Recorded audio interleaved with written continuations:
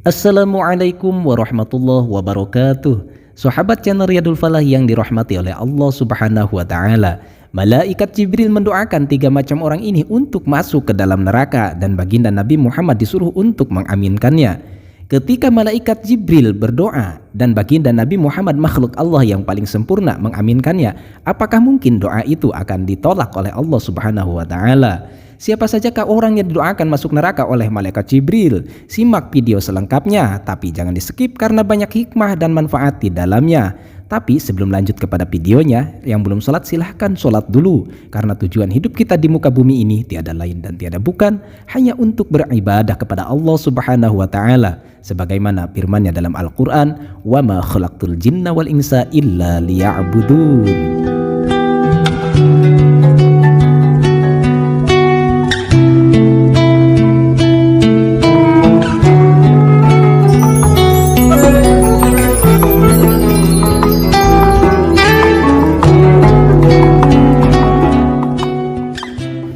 Suatu ketika Nabi Muhammad SAW naik ke mimbar.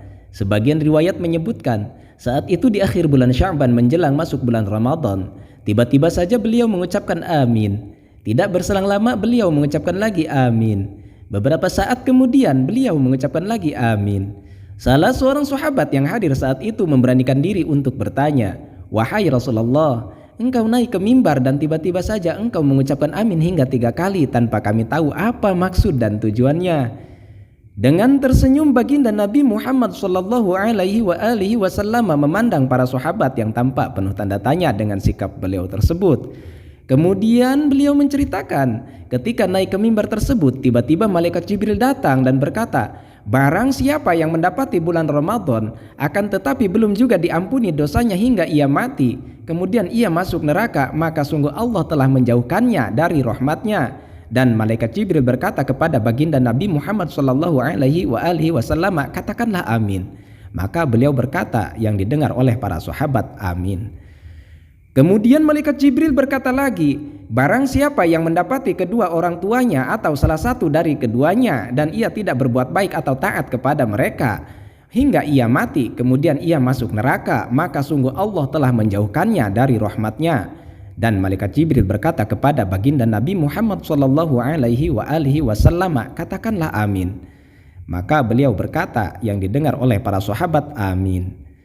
Kemudian malaikat Jibril berkata lagi, "Barang siapa yang mendengar namamu Nabi Muhammad SAW disebutkan kepadanya dan ia tidak membaca sholawat untukmu hingga ia mati, kemudian ia masuk neraka, maka sungguh Allah telah menjauhkan dari rahmatnya." Dan malaikat Jibril berkata kepada baginda Nabi Muhammad SAW, "Katakanlah amin." Maka beliau berkata yang didengar oleh para sahabat, "Amin."